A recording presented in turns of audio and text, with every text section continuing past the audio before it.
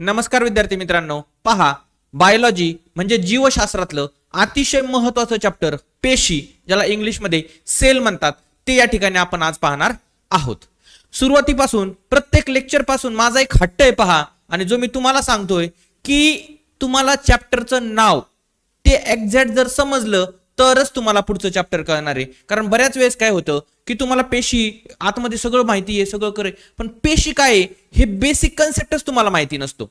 मग त्यामुळे काय होतं की जर डायरेक्टली प्रश्न आला तर ठीक आहे, तुम्हाला येऊन जातो, पण जर ऍप्लिकेशन बेसवरती म्हणजे कसा की ती गोष्ट यूज करून त्यांनी थोडंसं फिरवून विचारलं तर तुमची तिथं काय होते, तारांबळ उडते. मग त्याच्यासाठी आपला पहिल्यापासून प्रत्येक लेक्चरच्या टायटल पासून आपण सुरुवात करतो. जसं हे टायटल आहे पेशी म्हणजे सेल. आता मी तुम्हाला सांगतो, हा पेन आहे, पेन. हा पेन सगळ्यात बनताना डायरेक्टली असा पेन बनलेला आहे का? नाही. प्लॅस्टिकच्या किंवा इथं लोखंडाच्या प्रत्येक एक बारीक कण एकत्र करून त्याचं काय झालं, अगोदर मटेरियल तयार झालंय, त्याच्यानंतर त्याच्यात वेगवेगळ्या गोष्टी टाकण्यात आल्या.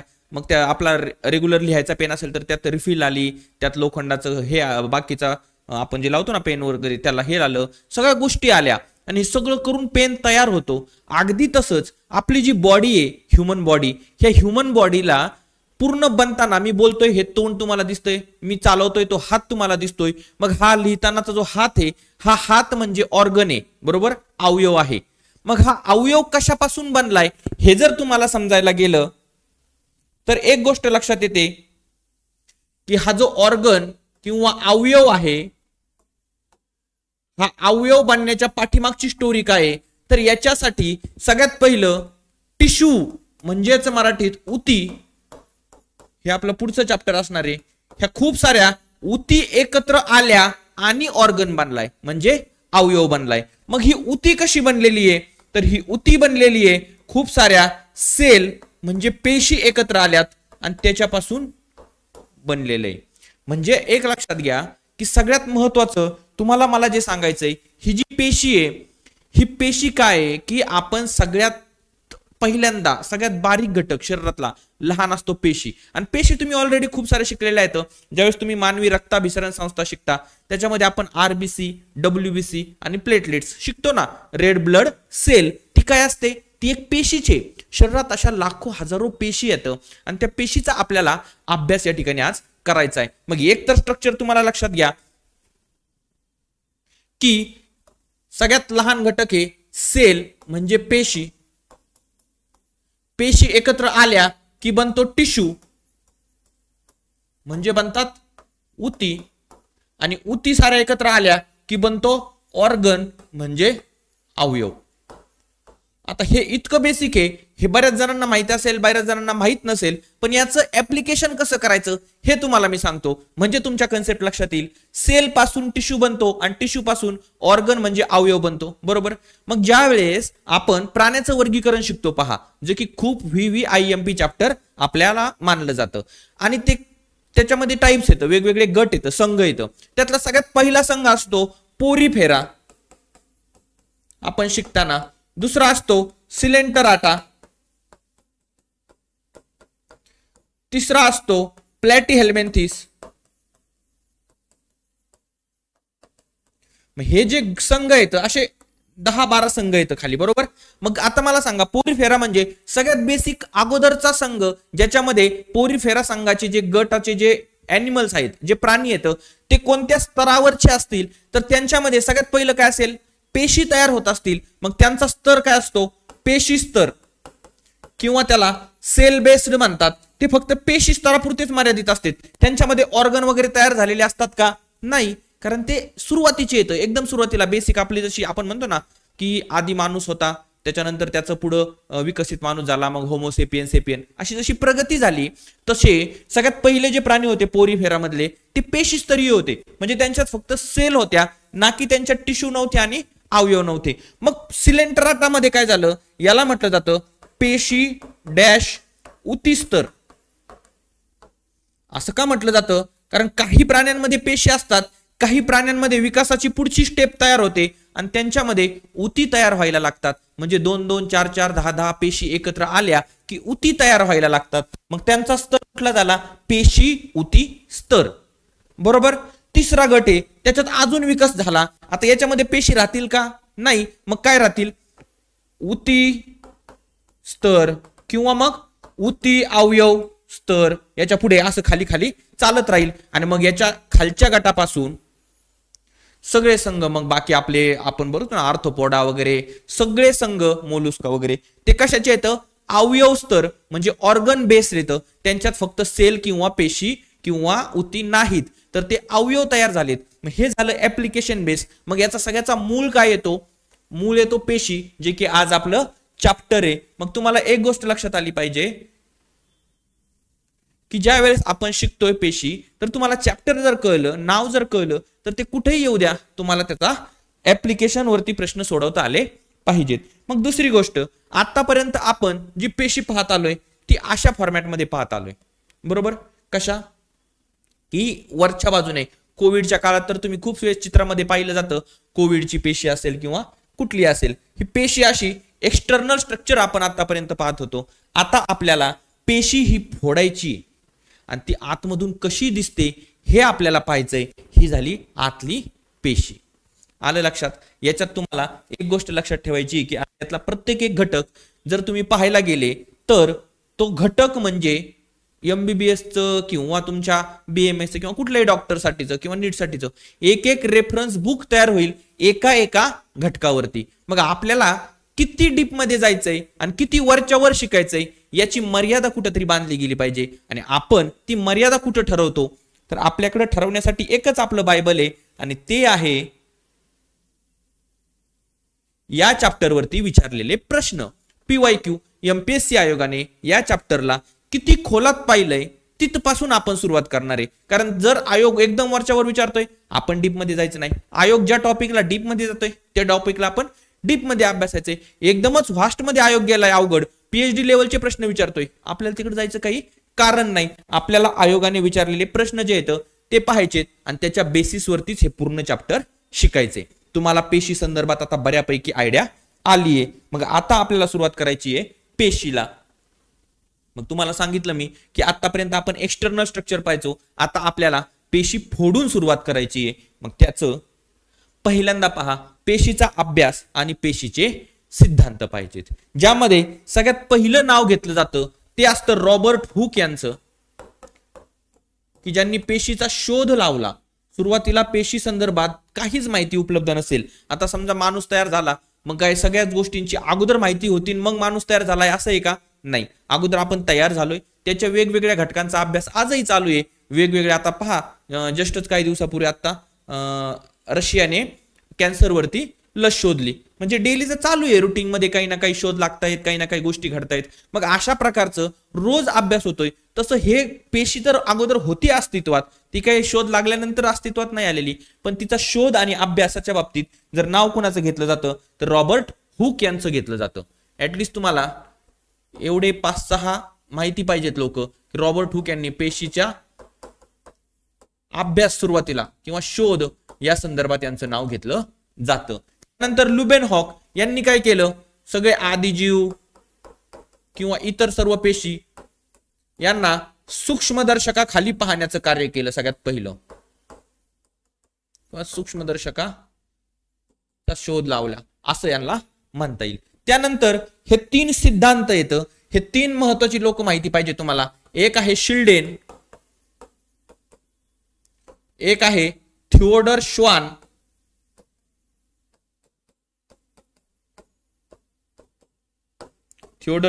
आणि एक आहे विरशा.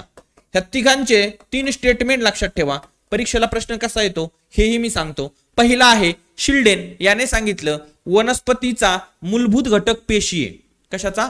वनस्पतीचा मूलभूत घटक पेशी आहे. शिल्डेन फक्त कशापुरता मर्यादित राहिला? वनस्पतीपुरता. तो प्राणी पेशीबद्दल किंवा प्राण्याबद्दल त्याने काही स्टेटमेंट दिलेलं नाहीये, एवढं या ठिकाणी महत्वाचं आहे. आणि त्यानंतर जे आले थिओडर श्वान. श्वान म्हणजे कसं, ट्रिक्स पण लक्षात लगेच तुम्हाला लक्षात राहिली पाहिजे की श्वान म्हणजे आपण कुत्र्याला श्वान म्हणतो. मग याने वनस्पतीचा तर यांनी लावलाच होता, म्हणजे हा तर सांगणारच आहे, पण त्यात भर टाकली वनस्पती आणि प्राणी पेशीचा मूलभूत घटक पेशी आहे असं सांगितलं. विरशा VVIMP याच्यावरती प्रश्न विचारला गेलेला आहे. पहा की याने काय सांगितलं, पेशी अस्तित्वात असणाऱ्या पेशीपासून तयार होते. मी सांगतो तुम्हाला.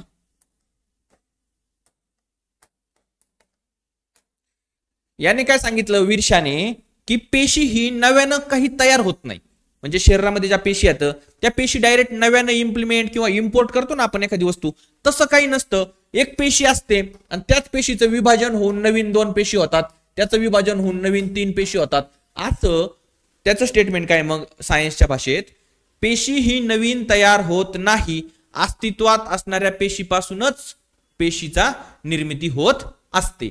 हे विरशाचं स्टेटमेंट आहे. आणि मग परीक्षेला काय येतं, पेशी ही अस्तित्वात असणाऱ्या पेशीचंच विभाजन होऊन किंवा नव्यानं तयार होते असं मानणारे डॅश डॅश हे होते.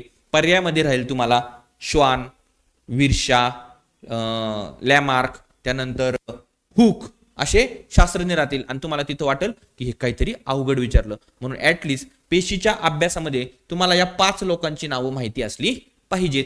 किमान याच्यामध्ये तुम्हाला एक एक स्टेटमेंट, मी जास्त डीप सांगत नाहीये, एक एक स्टेटमेंट माहिती असेल. आणि असं झालं कदाचित की हे स्टेटमेंट थोडंसं फिरून विचारलं आणि काहीतरी आतमध्ये गेले, तर तुम्हाला एक गोष्ट लक्षात आली आहे, शिल्डेन हा वनस्पती पुरताच बोललेला आहे, त्यानंतर श्वान हा वनस्पती आणि प्राणी यांच्या संदर्भात बोललेला आहे. विरशाने काय सांगितलंय, पेशी, तो काही वनस्पती किंवा प्राणीच्या मूलभूत घटक वगैरे असं काही बोललेला नाहीये, तो पेशीच्या रचनेबद्दल बोललाय. मग इथं स्टेटमेंट काही विचारलं, पेशी अस्तित्वात नसते किंवा नव्यानं पेशी तयारच होणार नाही, अस्तित्वात असणाऱ्या पेशीचं विभाजन असं होतं, गुणसूत्राच्या विभाजनाद्वारे असं होतं, असं काही विचारलं तर जर पर्याय शिल्डेन आणि थिओडर श्वान असतील तर तुम्हाला ते पहिल्यांदा एलिमिनेट करता आले पाहिजेत. मग त्याच्यानंतर तुम्हाला विरशाचं स्टेटमेंट तिथं मॅच करता आलं पाहिजे. हे झालं ऍप्लिकेशन बेस. पण आपल्याला एवढं डीप मध्ये काही विचारत नाहीत, त्यामुळे तुम्ही त्याचं टेन्शन पण घेऊ नका. आणि बाकी रॉबर्ट हुक हे तर पेशीचा जनक किंवा पेशीची सुरुवात सगळं यांनी केलेलं आहे, त्यामुळे हे महत्वाचं आहे. त्यानंतर आपल्याला पाहायचंय पेशीचा आकार. आता मी सगळ्यात सांगितलं पहिल्यापासून की पेशीचा आकार सगळ्यात लहान पेशी येतं, त्याच्यापासून टिश्यू बनतो, त्याच्यापासून ऑर्गन्स बनतात म्हणजे अवयव बनतात. मग याचा अर्थ लहान म्हणजे किती? लहान म्हणजे पेशीचा एक रेंज आहे 0.1 मायक्रोमीटर ते 18 सेंटीमीटर या रेंज मध्ये पेशी पाहायला मिळते. आपल्याला पेशी कुठं पाहायला मिळते? 0.1 मायक्रोमीटर ते 18 सेंटीमीटर या रेंज मध्ये पाहायला मिळते. मग पेशीचा आकार कसा असतो? वेगवेगळा असतो. ऑब्विसली तुम्हाला एवढी रेंज दिलेली आहे तर शरीरामध्ये असणारी प्रत्येक वेगळी पेशी ही वेगळ्या आकाराची असणार आहे. आणि ती कशावरून ठरणार आहे? तिच्याकडं कार्य काय आहे, तिच्याकडं कोणतं काम आहे, तिच्यामध्ये कुठले घटक येतं, तिचा पुढं काय काय करायचंय, तिचं फ्युचर काय, त्या गोष्टींवरती तिचा आकार ठरतो. मग आपल्याला हा एक येतो. मग 2 MCQ आपल्याला इथे येतात की सर्वात लहान पेशी कोणती? तर मायक्रोप्लाझ्मा गॅलसेप्टियम. गॅलसेप्टियम ही सगळ्यात लहान पेशी मानली जाते.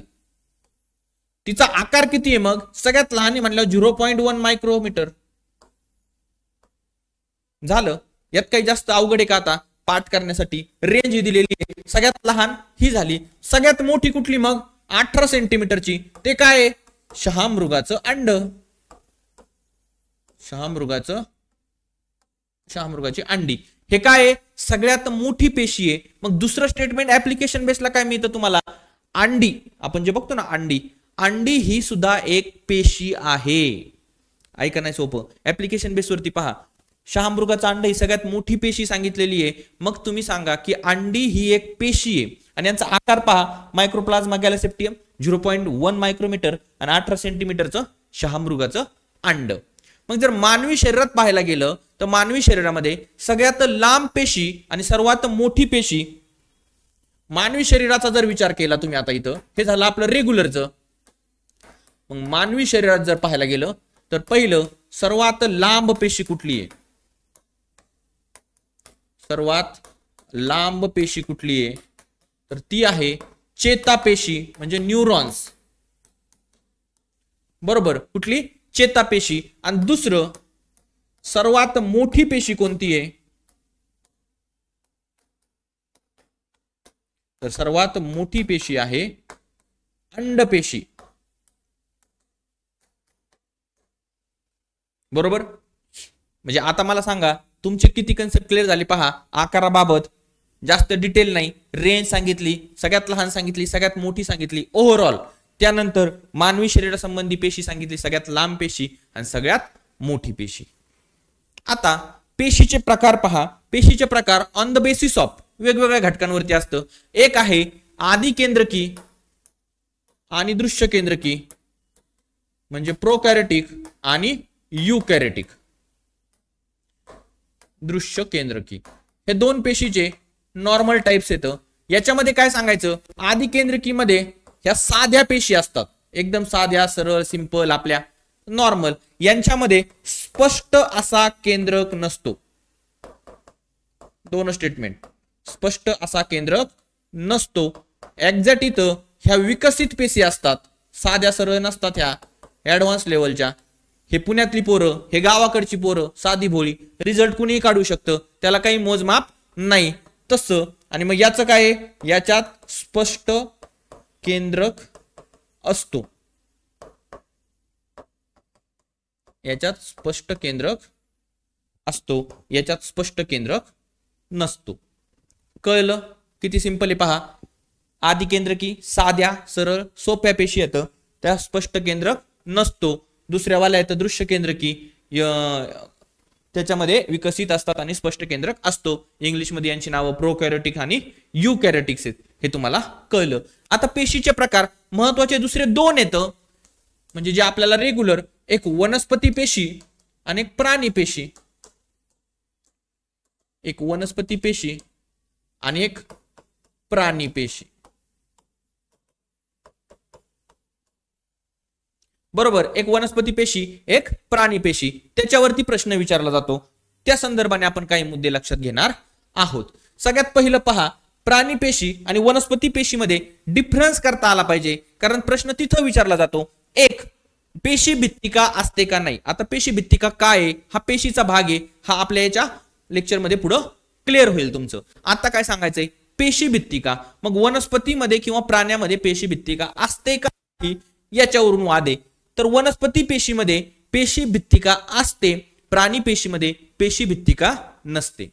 मान्य आहे, मी तुम्हाला आत्ता सांगितलं, तुम्हाला सोपं वाटलं. परंतु ज्या वेळेस तुम्ही परत कुठेही प्रश्न आला तर इथं काय होता, गणतो विषय तुम्हाला नक्की कळत नाही, प्राण्यात आहे की नाही, वनस्पतीत आहे की नाही, होतं असं 100%. त्यामुळे आपण लगेच ट्रिक सांगतो. म्हणून तर आपल्या लेक्चरची खासियत आहे की सांगायचंय काय, वॉल म्हणजे काय, पेशी भित्तिका म्हणजे कंपाऊंड. बरोबर, कंपाऊंड. झाड एका ठिकाणी तुम्ही लावलं, झाड लावलं तर ते एक जागा सोडून दुसरीकडे जातं का, नाही. मग आपण असं म्हणू की त्याला पेशी भित्तिका किंवा एक कंपाऊंड बांधून ठेवलंय, त्याला त्या वट्याच्या बाहेर जाता येत नाही. मात्र प्राणी म्हणजे आपण, आपल्याला काही लिमिट आहे का, नाही. आपण कुठेही फिरू शकतो, काहीही करू शकतो, कुठल्याही थराला जाऊ शकतो. त्यामुळे एक गोष्ट लक्षात ठेवायची आहे की सगळ्यात महत्वाची गोष्ट की माणूस हा स्वच्छंदी आहे, तो बिंदास फिरणार आहे. मग त्याला कुठेही फिरायचं असेल तर त्याने त्याच्या भोवती कुठलंच मर्यादेचं वलय बांधलेलं नाहीये. आता वलय बांधलेलं नाहीये याचा अर्थ काय, कंपाऊंड नाहीये म्हणजे पेशी भित्तिका नाहीये, म्हणजे प्राण्यामध्ये पेशी भित्तिका नसते. एवढंच मला तुम्हाला या अनुषंगाने सांगायचंय की वनस्पतीमध्ये पेशी भित्तिका असते म्हणजे त्याला मर्यादा येतं, ते जागेवरच थांबतं. आणि प्राणी पेशीमध्ये पेशी भित्तिका नसते म्हणजे ते नाही म्हणता येईल. त्यानंतर दुसरा मुद्दा, आकार जर पाहायला गेलं तर आपण एक आयडिया म्हणून लक्षात ठेवायचं की जे कंपाऊंड बांधलेलं आहे ते चौकोनी किंवा आयताकृती बांधलेलं आहे, आणि प्राणी पेशीमध्ये ते गोल किंवा निश्चित आता नसतंच, त्यामुळे त्याचा काही विषय नाही. रिक्तिका मोठी असते, प्राणी पेशीमध्ये रिक्तिका मोठी असते आणि जी पेशीचा आकार विभागते तिकडं लहान असते. महत्वाचा मुद्दा पहिला आहे की पेशी भित्तिका असते का नाही, इथपासूनच खरी सुरुवात आहे. त्यानंतर लवके. आता पहा, वनस्पती पेशीमध्ये लवक असतात आणि प्राणी पेशीमध्ये लवक नसतं. लवक म्हणजे काय, हरितद्रव्य आहे सपोज, हरितद्रव्य कशासाठी लागतं, अन्नाची निर्मिती करण्यासाठी लागतं. मग ते अन्नाची निर्मिती करण्यासाठी लागतं याचा अर्थ ते कुठे आहे, मग वनस्पतीमध्ये येतं. कारण प्राणी अन्नाची निर्मिती करतो का, नाही, प्राणी अन्नाची निर्मिती करत नाही, त्यामुळे प्राण्यामध्ये हरित लवक नसतं. म्हणून लवके हे प्राण्यामध्ये नसतात, वनस्पतीमध्ये असतात. पहा, प्रत्येक गोष्ट केंद्रक पहा, पेशीच्या बाजूला असते, पेशीच्या मध्यभागी असते. सेंट्रोसोम वनस्पतीमध्ये नसतो आणि प्राण्यामध्ये असतो. सेंट्रोसोमचा काय रोल आहे हा पुढे आपण पेशीच्या अंगकामध्ये पाहणार आहे. तो पेशी विभाजन करतो, जो की प्राण्यामध्ये असतो, वनस्पतीमध्ये नसतो. ह्या ओव्हरऑल डिफरन्स मधून मला तुम्हाला काय सांगायचंय की पेशी, वनस्पती पेशी असो किंवा प्राणी पेशी असो, ती का, म्हणजे मी तुम्हाला सांगितलं ना की सुरुवातीला की इथं पेशी भित्तिका असते नसते, हे काच जर तुम्हाला उत्तर मिळालं तर परीक्षेत तुम्हाला पाठ करण्याची गरज नाही. आता पहा, मला एक सांगा, कधीही विचारलं तुम्हाला वनस्पती पेशी आणि प्राणी पेशीपैकी पेशी भित्तिका कशात असते, तर तुम्हाला कळलं झाड एका जागेवरती त्याला कंपाऊंड बांधून आपण ठेवलेलं आहे, म्हणजे ते कंपाऊंड म्हणजे पेशी भित्तिका त्याच्यामध्ये असते आणि याच्यामध्ये नसते. सिंपल गोष्ट आहे, यात तुम्हाला काही कन्फ्युजन व्हायचं कारण नाही. नेक्स्ट गोष्ट काय पाहणार आहे आपण, मग आता पेशीचे भाग पाहणार आहे. मग पेशीचे भाग कुठले येतं, जो तुम्हाला मी सांगितलं आत्ताच, एक आहे पेशी भित्तिका,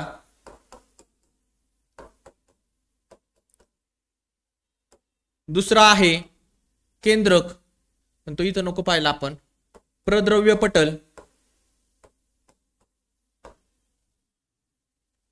सेल वॉल म्हणजे पेशी भित्तिका, त्यानंतर प्रद्रव्य पटल, यालाच पेशी पटल किंवा प्लाझ्मा मेम्ब्रेन म्हणतात, आणि त्यानंतर पेशी द्रव्य. हे तीन भाग आपण या ठिकाणी आता पाहणार आहोत.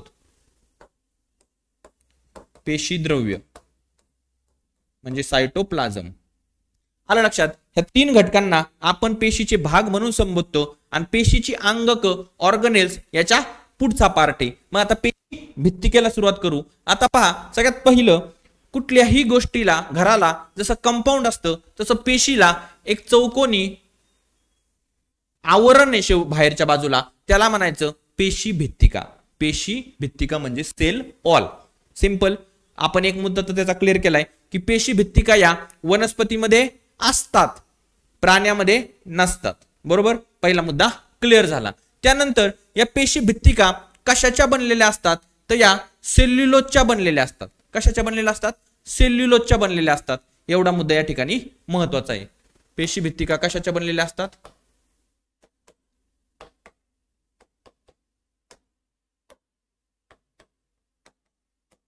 सेल्युलोजच्या बनलेल्या असतात. त्यानंतर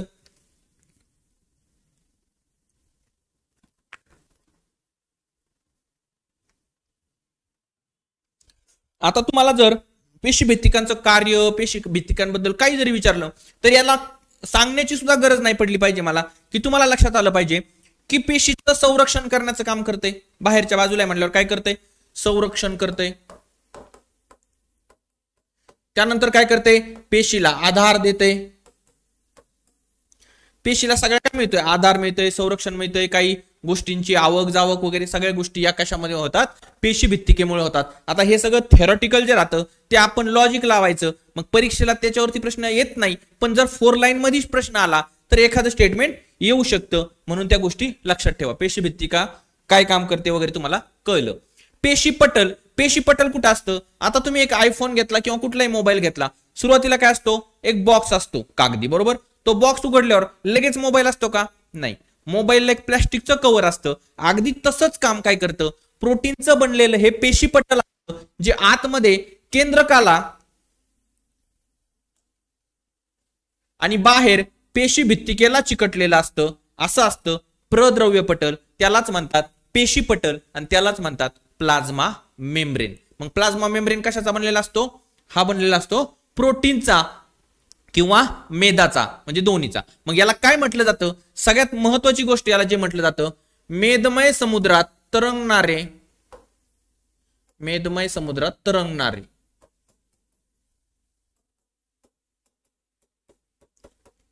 मेदमय समुद्रात तरंगणारे म्हणजे ते प्रोटीनचं बनलेलं आहे किंवा मेदाचं, आणि मेदामध्ये ते असतं, असं याच्याबद्दल माहिती. प्लाझ्मा मेम्ब्रेन बद्दल मग तुम्हाला एवढी माहिती सफिशियंट आहे. त्यानंतर पेशीत पाण्याचं वहन होतंय. मग प्लाझ्मा मेम्ब्रेन मध्ये काय होतंय? वेगवेगळ्या गोष्टींचं वहन होतंय. काय वहन होतंय? कुठून वहन होतंय? पहा, त्याचे 3 टाइप्स येतं. याच्यावरती प्रश्न विचारला जातो, म्हणून ह्या 3 टाइप्स लक्षात घ्या. ऑस्मोसिस म्हणजे परासरण, बरोबर. ऑस्मोसिस म्हणजे परासरण. हे कशात घडतं? हे फक्त द्रवात घडतं. हे फक्त कशात घडतं? द्रवात घडतं. मग तुम्ही म्हणताल हे द्रवात घडतं, सांगायची काय गरज होती? दुसरं असतं डिफ्युजन. डिफ्युजन याला मराठीत म्हणतात विसरण प्रक्रिया. आणि ही विसरण प्रक्रिया कशात असते? स्थायू, द्रव आणि वायू तिन्हीतही घडते.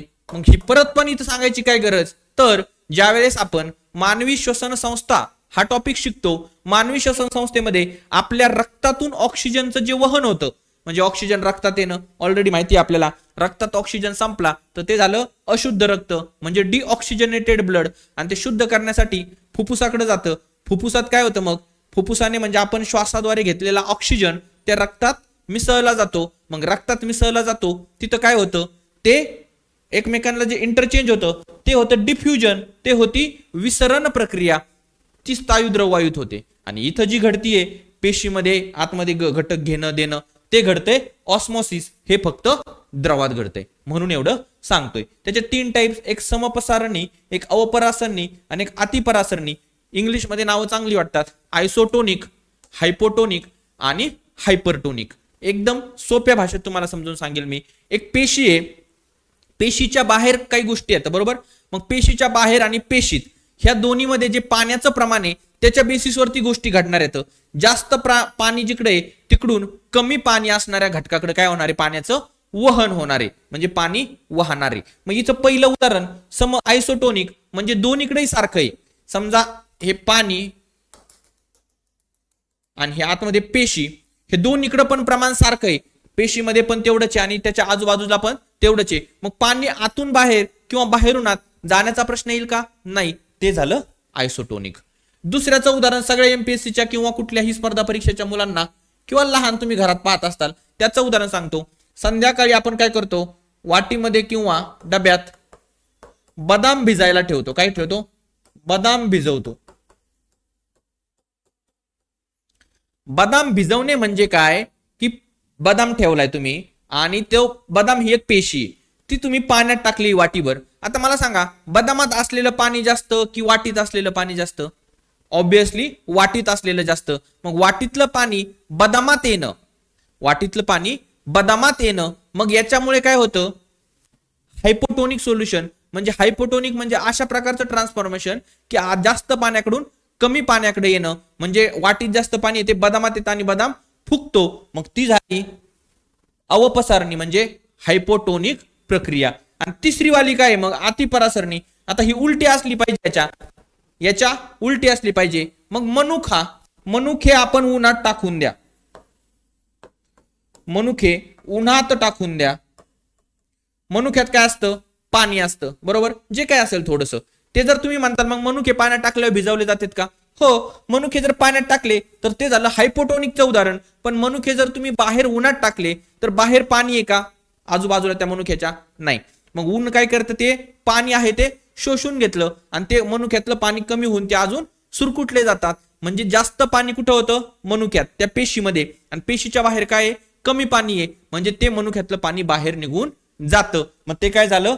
हायपोटोनिक. म्हणजे वाटीत बदाम भिजवणे हे हायपोटोनिकचं उदाहरण आणि मनुख्यातलं पाणी बाहेर जाणं हे झालं हायपरटोनिकचं उदाहरण. ह्या सगळ्याचे उदाहरणाचा सार म्हणजे तुम्हाला याच्यावरून एक कन्सेप्ट बनवायचा आहे. काय? पेशीत आणि पेशीच्या आजूबाजूला सारखे पाणी असल्यास पाण्याचे वहन कुठूनच कुठं होत नाही, ते झालं आयसोटोनिक. सिंपल. हे असे स्टेटमेंट बनवायचे. पेशी आणि पेशीच्या आजूबाजूमध्ये जर आजूबाजूला पेशीच्या जास्त पाणी असेल तर त्याचे वहन पेशीमध्ये होते, ते झालं हायपोटोनिकचं उदाहरण किंवा हायपोटोनिक कन्सेप्ट झाला. आणि हायपरटोनिक म्हणजे पेशीमध्ये तिच्या आजूबाजूच्या भागापेक्षा जास्त पाणी असणे, त्यामुळे पाणी पेशीतून बाहेर पडते, ह्या वहनाला झालं हायपरटोनिक वहन. असे 3 कन्सेप्ट आपल्याला प्रद्रव्य पटलामध्ये पाहायला मिळतात. मग प्रद्रव्य पटलामध्ये आपण अजून काय पाहिलं की प्रद्रव्य पटल म्हणजे समुद्रात तरंगणारे, मेदमय समुद्रात तरंगणारे प्रोटीन्स किंवा हिमनग, मेदमय समुद्रात तरंगणारे हिमनग असं याला म्हटलं जातं. मग याचं दुसरं काम काय आहे? याला म्हणतात निवडक्षम पारपटल. निवडक्षम पारपटल म्हणजे काय? निवडक्षम शब्दावरून तुमच्या लक्षात येत असेल की ते काय करतं? गरजेचं आहे ना त्याला आत येऊन देतं, गरजेचं नाही त्याला बाहेरच ठेवतं. किंवा जे आत आलंय आणि ज्याची गरज आत आहे पण त्याला बाहेर नाही जाऊन द्यायचं, मग त्याला जाऊन देत नाही, आणि जे कामाचं नाही त्याला जाऊन देतं. हे घटक जे सांगतोय मी, गरज असणारे नसणारे, हे म्हणजे काय? ऑक्सिजन आहे, लागतोय, आत ठेवतो. कार्बन डायऑक्साइड आहे, नाही लागत आहे पेशीला, बाहेर टाकून देतो. पाणी आहे, लागतंय. अनवॉन्टेड मटेरियल आहे, नाही लागत, येऊन देत नाही. हे सिक्युरिटीचं काम करतं, हे वॉचमॅनचं काम करतं. गेटमध्ये बसून तुमच्याकडे आय कार्ड असेल, क्लासमध्ये जा. आय कार्ड नसेल, बाहेरच थांब. आतमध्ये पेपर आहे तुमचा, आतमध्येच थांब. जे पेपर वाटणार आहे, पाणी देणार आहे, तुझं काम नाही, तू बाहेर जा. हे जे काम करतं ते काम कोण करतं? पेशी पटल म्हणजे प्रद्रव्य पटल म्हणजे प्लाझ्मा मेम्ब्रेन करतं. म्हणून याला निवडक्षम पारपटल असं म्हटलं जातं. याच्यात काही वाद नाही. मग तुम्हाला ह्या वहनाच्या ज्या प्रक्रिया आहेत ह्या तीनही तुम्हाला लक्षात आल्यात. याच्यानंतर तिसरा घटक आहे पेशी द्रव्य म्हणजे सायटोप्लाझम. मग सायटोप्लाझम आणि सायटोसोल ह्या दोन्हीतला फरक कळायला पाहिजे तुम्हाला. पेशी द्रव्य म्हणजे सायटोप्लाझम आणि त्यामध्ये असणारं पेशी द्रव म्हणजे सायटोसोल. आणि ह्या दोन्हीतला फरक सांगण्यासाठी मी तुम्हाला एक उदाहरण सांगतो, पहा, म्हणजे तुमचं क्लिअर होऊन जाईल.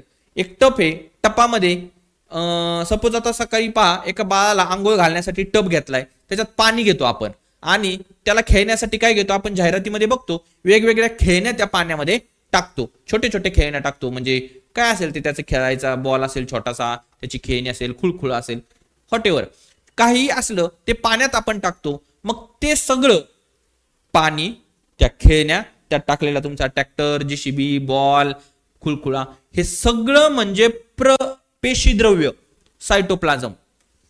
काय? सायटोप्लाझम म्हणजे cytoplasm is a cell component present inside the cell membrane. म्हणजे हे सगळं असणारा घटक हा पेशीच्या घटकाचा एक भाग आहे की याच्यामध्ये सगळं असतं इन्क्लूड. मग ते घटक म्हणजे काय ते सांगतो मी तुम्हाला. पण ते जे फक्त पाणी आहे ना, फक्त द्रव पदार्थ, बाकीचा द्रव आहे का? नाही. कसे येतं? स्थायू आहे, त्याच्यात टाकलेला बॉल कसा आहे? सॉलिड आहे. त्याच्यात टाकलेला खुळखुळा कसा आहे? सॉलिड आहे. तो बाजूला काढता फक्त पाणी जे आहे त्याला म्हणायचं पेशी द्रव, म्हणजे ते झालं सायटोसॉल.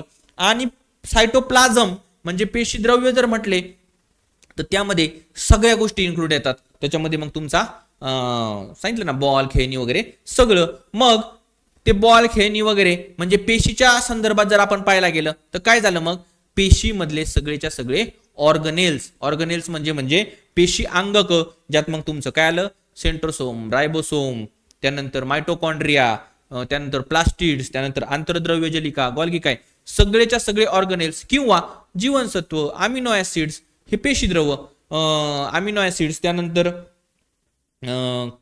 कार्बोहायड्रेट्स, ग्लुकोज, म्हणजे सगळे जे घटक आहेत ते सगळ्यांना इन्क्लुडिंग असतं पेशीद्रव्य किंवा सायटोप्लाझम म्हणतात. आणि सायटोसोल म्हणजे त्यातला फक्त द्रव भाग. आणि आता हे आपल्याला काय पाहायचंय? हे सगळे पेशी अंगक. आणि ते कुठं पाहिजेत?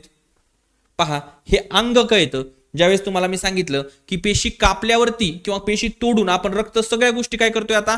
अभ्यास म्हणून आतून बघतोय. बाहेरून तर बघून झालंय, बाहेरून काही कळलं नाही आतापर्यंत, आपण इथपर्यंत पोहोचलोच. आता आपल्याला या पेशीमध्ये असलेली सर्व अंगक पाहायची येतं. ती एक एक करून आपण व्यवस्थित पाहू.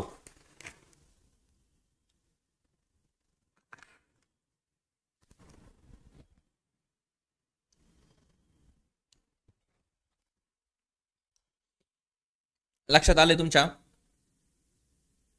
आता पहा आपण कुठपर्यंत पोहोचलोय. ही सेल वॉल होती, बरोबर? याच्या आतमधून काय होतं? पेशी पटल होतं आतमध्ये. तर मग काय? केंद्रक आहे, बरोबर आहे. आणि याच्यामध्ये हे सगळं पसरलेलं काय? प्रद्रव्य पटल. मग याच्यात तुम्हाला मी सांगितलं वेगवेगळ्या गोष्टी आहेत, त्या सगळ्या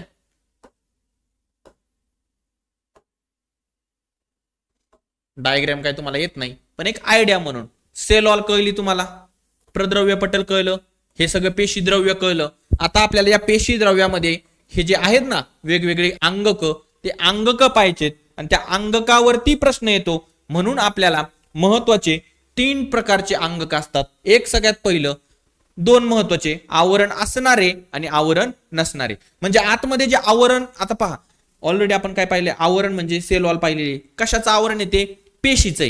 पेशीमध्ये आतमध्ये प्रद्रव्य पटल, त्याच्या आतमध्ये पेशी द्रव्य. आणि आता पेशी द्रव्यामध्ये जे मस्तपैकी खेळणारे आपल्या खेळण्या येतं म्हणजे ऑर्गनेल्स येतं, त्याला पण सेपरेटली पाहायचं म्हटलं त्याला आवरण आहे का नाही पाहावं लागेल ना. मग तसं त्याच्यात जे घटक येतं त्याचं जर एक एक घटक पाहायला गेलं तर सगळ्यात पहिल्या या ज्या गोष्टीवरून त्याचं डिवायडेशन होतं आणि ज्याच्यावरती आयोगाला प्रश्न येतो तो सगळ्यात VVIM टॉपिक हे की त्या अंगकाला, याच्यावरती प्रश्न येतलेला आहे की या अंगकाला आवरण आहे का नाही, आहे तर किती आणि नसेल तर कसं. मग याचे दोन टाइप्स आहेत, एक आवरण नसणारे, एक आवरण असणारे. बरोबर. आता मी तुम्हाला जर सुरुवातीला सांगायला गेलो तर आवरण नसणारे म्हणजे दोन येतं, एक सेंट्रोसोम, एक रायबोसोम. आवरण असणारे म्हणजे एक तर पहिली गोष्ट याला आवरण नाहीये, असं काही आवरण नाहीये. मग दुसरं जे आवरण असणारे त्यात काहीला सिंगल आहे, काहीला डबल आवरण आहे, म्हणजे दोन लेअर, दोन पदरी, एक पदरी दोन पदरी आवरण असणारे. मग दोन पदरी असणारे कुठले येतं, मायटोकॉन्ड्रिया, प्लास्टिड्स, न्यूक्लियस म्हणजे केंद्रक. आणि सिंगल वाले आंतरद्रव्यजलिका, गोल्गी काय, रिक्तिका. बरोबर. आणि आवरण नसणारे सेंट्रोसोम आणि रायबोसोम. मग तुम्ही म्हणताल हे आम्हाला पुस्तकात पण कळतंय, हेच पाठ ठेवण्याची आपली परत एकदा ट्रिक्स येते. इथं जिथं गरज आहे तिथं तर आपला ट्रिक्स कामाला येणार आहेत ना. मग मला सांगा, पेशीचे आवरण असणारे आणि नसणारे हे जे दोन टाइप्स येतं त्यात आवरण नसणारे आधी पाहू. आवरण नसणारे जर पाहायला गेलो आपण तर एक, आता मला सांगा कॉलेजला सगळ्यांचं ग्रॅज्युएशन झालंय त्याच्यामुळे तुम्ही MPSC देताय, काही विसरायचा प्रश्न नाही. कॉलेजचा तुमचा जो CR असायचा, CR म्हणजे काय, कॉलेज रिप्रेझेंटेटिव्ह म्हणजे मॉनिटर आपला लहान भाषेतला, म्हणजे CR कॉलेज रिप्रेझेंटेटिव्ह. तो कुणाला घाबरायचा का नाही, तो बादशाह असल्यासारखा सगळ्या कॉलेजमध्ये फिरायचा का, तर त्याला कुणाचं आवरणच नव्हतं असं आपण समजूया.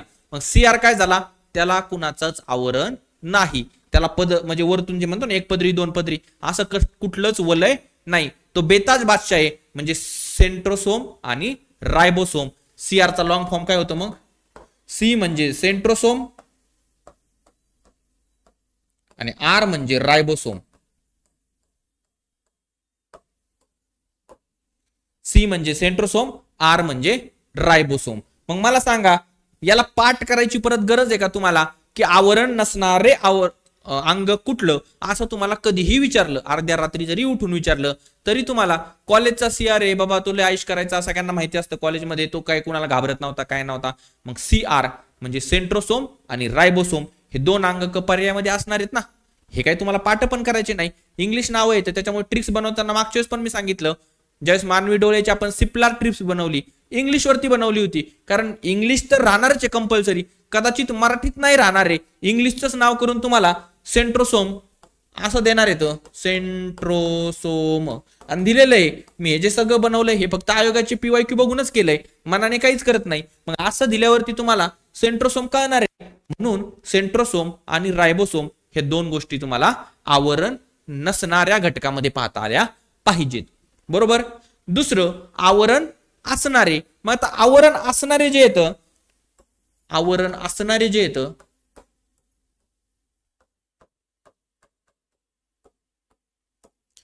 त्या आवरण असणाऱ्यामध्ये दोन येतं, एक सिंगल म्हणजे एकेरी आवरण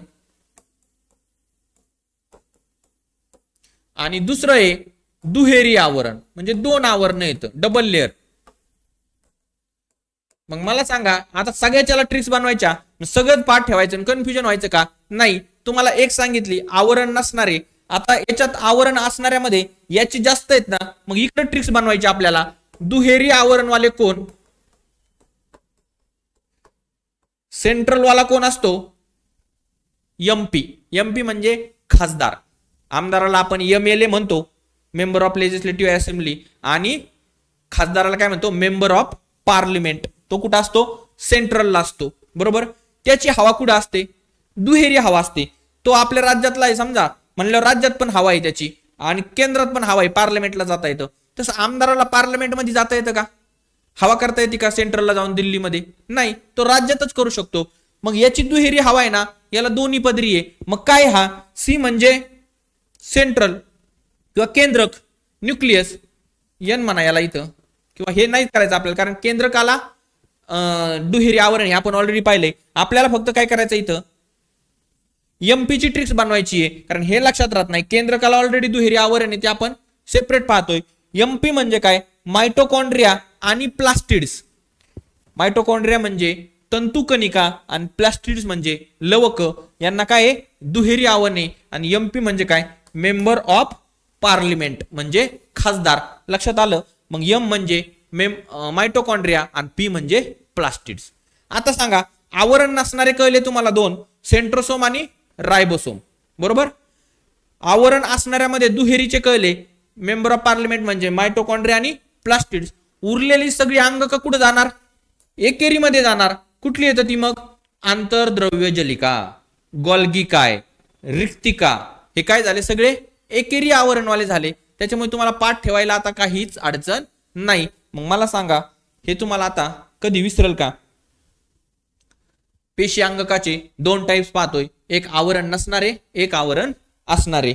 आवरण नसणाऱ्यामध्ये सेंट्रोसोम, रायबोसोम, असणाऱ्यामध्ये सिंगलचे सगळे येतं आणि डबलचे एमपी, मायटोकॉन्ड्रिया आणि प्लास्टिड्स. न्यूक्लियस म्हणजे केंद्रक तो असतोच, त्याला दुहेरी आवरण असतं, तो आपण इथं पाहत नाही. सिंगलचे मग बाकीचे आंतरद्रव्य जलिका, गोल्गी काय आणि रिक्तिका. क्लिअर झालं?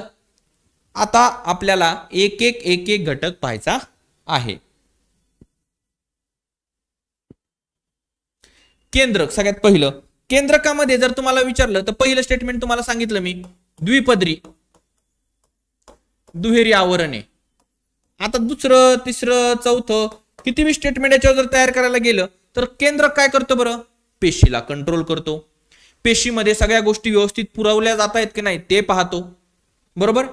पेशीमध्ये वेगवेगळ्या गोष्टींचं नियंत्रण करतो, मॅनेजमेंट करतो. सगळं कोण करणार आहे? केंद्रकच करणार आहे. त्याच्यामुळे याच्याबद्दल तुम्हाला किती स्टेटमेंट बनवले तरी तुम्हाला ते नॉर्मल बेसिक राहतील. मेन काय?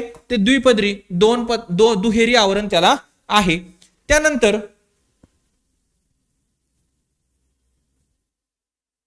इथं आपण इथून खाली निघलोय. सेंट्रोसोम आणि रायबोसोम बद्दल थोडक्यात माहिती प्या. सेंट्रोसोम म्हणजे पेशीचं विभाजन करतो, एवढंच त्याच्याबद्दल लक्षात ठेवा.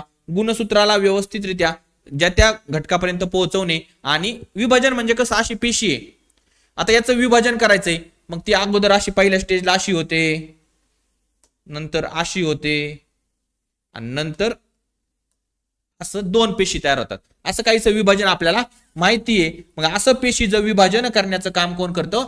सेंट्रोसोम करतो. दुसरा आहे रायबोसोम. रायबोसोम काय करतं? सर्वात लहान अंगक आहे आणि ते प्रथिनांची निर्मिती करतं, म्हणून रायबोसोमला प्रथिनांची निर्मिती करणारा कारखाना म्हणतात. आता मला सांगा, कारखान्यात काय होतं? वस्तू तयार होतात. मग वस्तू तयार होतात म्हणल्यावर प्रथिन तयार कुठं होतं? अनुषंगिक माहितीनुसार. कशाच्या?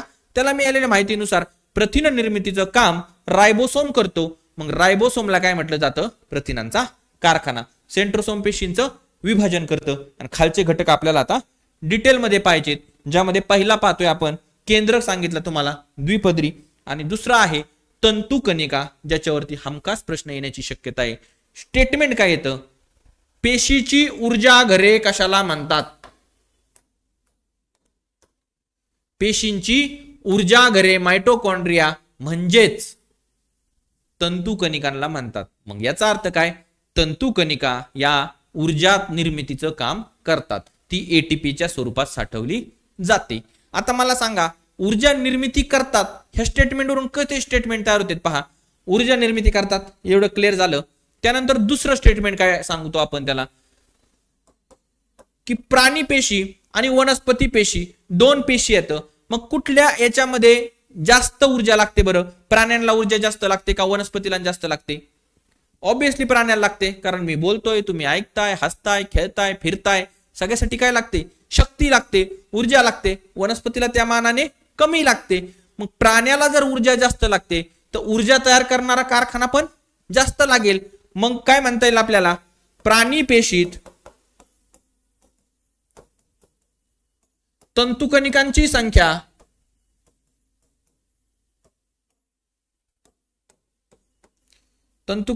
संख्या जास्त असते. कशाच्या तुलनेने? वनस्पती पेशीच्या तुलनेने. नाही तर जास्त असते म्हणजे कशाशी कम्पेअर काय करणार तुम्ही? आपल्या सोबतच्या मित्रासोबतच करणार, त्याला मार्क जास्त येत आहेत टेस्टला का मला येत आहेत. तसं प्राणी पेशीत तंतुकणिकांची संख्या ही वनस्पती पेशीपेक्षा जास्त असते. त्यानंतर अजून जर पाहायला गेलं तर मायटोकॉन्ड्रिया बद्दल काय माहिती मिळते आपल्याला. रायबोसोम, फॉस्फेट कट आणि डीएनए रेणू असतात. याच्यामध्ये काय काय असतं, रायबोसोम्स असतात जे प्रथिन निर्मिती सांगितलं ना तुम्हाला, रायबोसोम, डीएनए आणि फॉस्फेट कण याच्यामध्ये असतात. कशामध्ये, मायटोकॉन्ड्रियामध्ये रायबोसोम, डीएनए आणि फॉस्फेट कण पाहायला मिळतात. मग मायटोकॉन्ड्रिया बद्दल एवढीच माहिती असू द्या, जास्त काही तुम्हाला डिटेल घुसायची गरज नाही.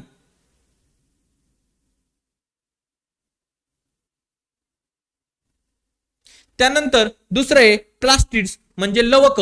मग याला दोन प्रकारची लवक येतं, एक वर्णलवके आणि एक अवर्णलवके. लवके म्हणजे मग हरितद्रव्य, लक्षात घ्या तुम्ही, प्रकाश संश्लेषण क्रियेतून वनस्पती काय करतात, अन्नाची निर्मिती करतात. हे आपण वनस्पती पेशी आणि प्राणी पेशीच्या विभाजनामध्ये ऑलरेडी पाहिलेलं आहे, डिवाइड आपण जो डिफरन्स पाहत होतो त्याच्यात.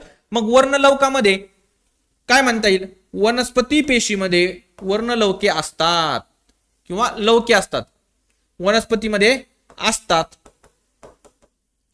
प्राण्यात असतात का, नाही, प्राण्यात नसतात. त्यानंतर वर्णलवकामध्ये मग पहा कुठले कुठले वर्णलवके. आता कॅरोटीन पहा, भगवा रंग असतो. हिरवे हरित लवक पहा, मग झॅन्थोफिल पिवळे लवक, बरोबर, 3 लवक. त्याच्यानंतर लवक एका रंगातून दुसऱ्या रंगात ट्रान्सफर पण करतं. जसं कच्चं टोमॅटो असतं, हिरव्या कलरचं असतं, पिकल्यावर कसं होतं, लाल होतं. म्हणजे हरित लवकापासून काय मिळालं त्याला, भगव्या रंगाचं मध्ये झालं तर कॅरोटीन, बरोबर. गाजरामध्ये काय असतं, कॅरोटीन हे लवक असतं. मग अशा प्रकारचं हे लवके असतात. आणि अवर्ण लवके म्हणजे पांढरी लवके किंवा वर्णहीन, कुठलाही त्याला रंग नसतो, क्लोरोप्लास्ट आणि लुकोप्लास्ट. हे झाले दुहेरी आवरणवाले. आता आपण पाहणार आहे एकेरी आवरणवाले.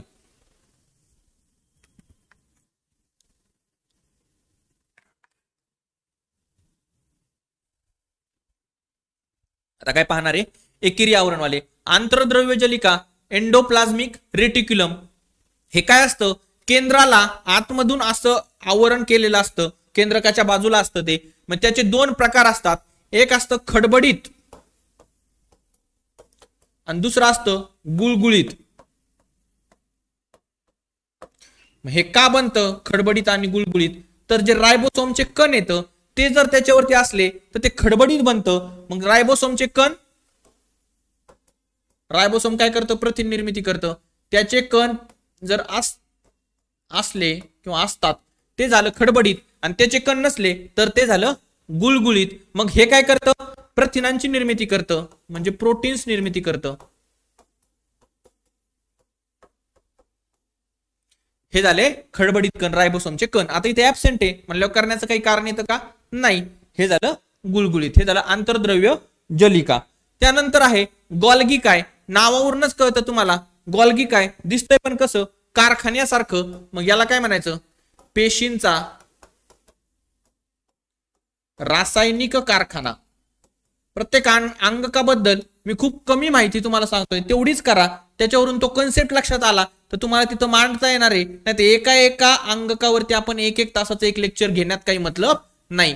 पेशीचा रासायनिक कारखाना म्हणतात. कारण प्रश्न खूप वरच्यावर येत आहेत परीक्षेला, आयोगाला एमपीएससी जसं विचारतंय, फक्त तुम्हाला ते माहित असलं पाहिजे, म्हणून तुम्हाला त्याची ओळख गरजेची आहे. गॉल्गी काय, पेशींचा रासायनिक कारखाना. आता स्टेटमेंट किंवा हे वाढवायचं कसं लेक्चर हे पहा. याच्याबद्दल काय काय सांगू शकतो, पेशीची निर्मिती करतात, पेशीचे वहन करतात, पेशीला मॅनेजमेंट करतात. कारखाना म्हटल्यावर काय होतं, पॅकेजिंग आणि ट्रान्सपोर्ट. पॅकेजिंग आणि ट्रान्सपोर्ट कोण करतं, गॉल्गी काय करतं. का, अरे तो कारखाना आहे ना, बरोबर. कारखान्यात काय घडतं, पॅकेजिंग होती, ट्रान्सपोर्ट होतं, निर्मिती होते. पेशींची निर्मिती कोण करतं, मग गॉल्गी काय करतं, बरोबर. बाकीचं सगळं मॅनेजमेंट कोण करतं, गॉल्गी काय करतं. मॅनेजमेंट इन द सेन्स, कुठल्या घटकाला, कुठल्या पेशीला कुठले जीवनसत्व पुरवायचे, कुठलं ग्लुकोज कुठं वाहून न्यायचंय, सगळ्या गोष्टी कोण करतं, मग गॉल्गी काय, म्हणजे पेशींचा रासायनिक कारखानाच पाहत असतो. त्याची स्ट्रक्चर किंवा रचना अशा प्रकारची. त्यानंतर आहे लयकारिका. आता लयकारिका लायसोसोम बद्दल सगळ्यात महत्वाची स्टेटमेंट सांगतो. पहिलं स्टेटमेंट आणि दुसरं स्टेटमेंट. पेशीमध्ये पचन करण्याची क्षमता असते. कशात? लयकारिकांमध्ये. आता तुम्ही ज्यांनी खाल्ले ते म्हणतात ना, मी शेंगा खाल्ल्या नाही, मी टरकला उचलणार नाही. पण मी शेंगा खाल्ल्या तर उचलायचं कुणी? मीच उचलायचं. मग पचन करण्याची क्षमता असते. तसंच दुसरं, जे आवश्यक नाहीत अशा घटकांची विल्हेवाट लावण्याची पण क्षमता असते. विल्हेवाट म्हणजे जे घटक लागत नाहीत पेशीला त्याची लावण्याची क्षमता सुद्धा असते. मग ह्या पहिल्या स्टेटमेंटवरून याला काय म्हणायचं? पेशींची पचन संस्था म्हणायचं. याला पेशींची पचन संस्था म्हणून कशाला ओळखतात? तर लयकारिकांना पचन संस्था म्हणतात. आणि विल्हेवाट लावते म्हणजे आपण म्हणतो ना, मी ट्रिक सांगतो तुम्हाला. लयकारिका जर लक्षात नाही राहिलं, परीक्षेला डायरेक्ट विचारलं खालीलपैकी विल्हेवाट लावणारी किंवा पचन करणारी काय, तर तुम्हाला आंतरद्रव्यजलिका, तुम्हाला तिकडं गोल्गी काय, त्यानंतर तुम्हाला वेगळं रिक्तिका आलं तर कन्फ्युजन होईल. म्हणून कसं लक्षात ठेवायचं? लय झालं तुझं आता खाऊन घे, किंवा लय झालं उठ आणि बाहेर निघ. मग तसं लय झालं पचन करण्याची क्षमता, लय झालं विल्हेवाट लावण्याची क्षमता, पेशींची पचन संस्था म्हणतात. आणि विल्हेवाट लावण्याची म्हणजे आत्मघातकी पिशव्या म्हणतात. त्यांना काय म्हणतात? आत्मघातकी पिशव्या किंवा आत्मघातकी पिशव्या म्हणजे बॉम्बवानीच. यांना काय म्हणतात? उद्ध्वस्त करणारे अंगक. लयकारिकांनाच काय म्हणतात? उद्ध्वस्त करणारे अंगक. जे तुम्हाला मी सांगितले एक्झॅक्ट डायरेक्ट नोट्स असल्यासारखं तुम्हाला सांगितलं. एवढंच महत्वाचं आहे. लयकारिका पचन करण्याची क्षमता आहे, विल्हेवाट लावण्याची क्षमता आहे म्हणजे पेशीची पचन संस्था आहे, आणि आत्मघातकी पिशव्या म्हणजे उद्ध्वस्त करणारे अंगक आहे. त्यामुळे ह्या लयकारिकांवरती एक प्रश्न येण्याची शक्यता आहे. प्रश्न कुठे येतोय? ऊर्जा घरे कशाला म्हणतात? रासायनिक कारखाना कशाला म्हणतात? उद्ध्वस्त करणारे अंगक कोणते? अशा प्रकारचे प्रश्न येऊ शकतात. आणि यानंतर आहे रिक्तिका. रिक्तिका काय? वनस्पती पेशीमध्ये मोठी असते, प्राणी पेशीमध्ये लहान असते. हे आपण ऑलरेडी पाहिले. मग रिक्तिका काय करते? सर्व गोष्टींचं साठवणूक, जे आपण पाहिलं ना, आता वेगवेगळ्या गोष्टी आहेत, जीवनसत्व असेल, ग्लुकोज असेल, अमिनो ऍसिड असेल, मेद असेल, प्रोटीन्स असेल तयार होणार, प्रथिनं रायबोसोम तयार करतं. हे सगळं साठवण्याचं आणि ते प्रॉपर मॅनेज करण्याचं काम कोण करतं? रिक्तिका करते. मग रिक्तिकाबद्दल तुम्हाला एक गोष्टच फक्त महत्वाची ठेवायची आहे की वनस्पती पेशीमध्ये मोठी असते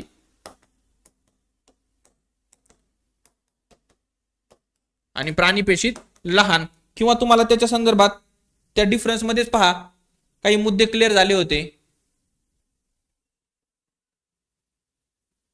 पहा, रिक्तिका मोठी आणि एकच असते. कशात? वनस्पतीमध्ये, जी पेशीचा मोठा भाग व्यापते. आणि प्राणी पेशीमध्ये असल्या तर लहान असतात आणि अनेक रिक्तिका असू शकतात. पण प्राणी पेशीमध्ये अनेक असल्या तरी वनस्पती पेशीमध्ये एकच रिक्तिका असते, असं तुम्हाला कळलं होतं. मग त्या सेल अंगकामध्ये आपण आता सगळ्या बऱ्यापैकी झालेलं आहे. मग रिक्तिका झाल्या. आता आपल्याला या टॉपिक वरती आलेले प्रश्न पाहायचे. आयोगाने काय विचारलंय? इतकं डिटेलमध्ये आपण घेतलंय किंवा इतक्या डिटेलमध्ये आयोग गेलाय का? तर काय, कोशिकांचे सर्वप्रथम वर्णन कोणी केले? सुरुवातीला the cell was first time described by कोणे? Robert Hooke. जो आपण पाहिला, रॉबर्ट हुकने शोध लावला, ल्युबेनहॉकने सूक्ष्मदर्शकात पाहिलं, शिल्डेनने वनस्पतीच्या बद्दल सांगितलं, त्याच्यानंतर श्वानने प्राणी आणि वनस्पती बद्दल सांगितलं, विरशा म्हणला पेशी ह्या नवीन तयार होत नाहीत, अस्तित्वात असणाऱ्या पेशीपासूनच तयार होतात. कळलं? श्वान, विरशा सापडले का तुम्हाला? लॅमार्क. त्यानंतर खालीलपैकी कोणत्या पेशी घटकाभोवती आवरण नसते? काय सांगितलं तुम्हाला? ट्रिक सांगितलेली. आवरण नसणारा कोण आहे? कॉलेजचा CR. C म्हणजे सेंट्रोसोम, R म्हणजे रायबोसोम. आवरण असणाऱ्यामध्ये एक सिंगल आवरण, एक डबल आवरण. डबल आवरण मध्ये मेंबर ऑफ पार्लिमेंट, मायटोकॉन्ड्रिया आणि प्लास्टिड्स. मग इथं काय आवरण नसणारे विचारलंय. आपल्याकडे दोनच घटक येतं, कॉलेजचा CR, सेंट्रोसोम, रायबोसोम. सेंट्रोसोम दिसतंय का? नाही. रायबोसोम दिसतंय का? दिसलं. मायटोकॉन्ड्रिया आणि खाली लायसोसोम. म्हणजे पर्याय क्रमांक 2 याचं काय आलं? उत्तर आलं.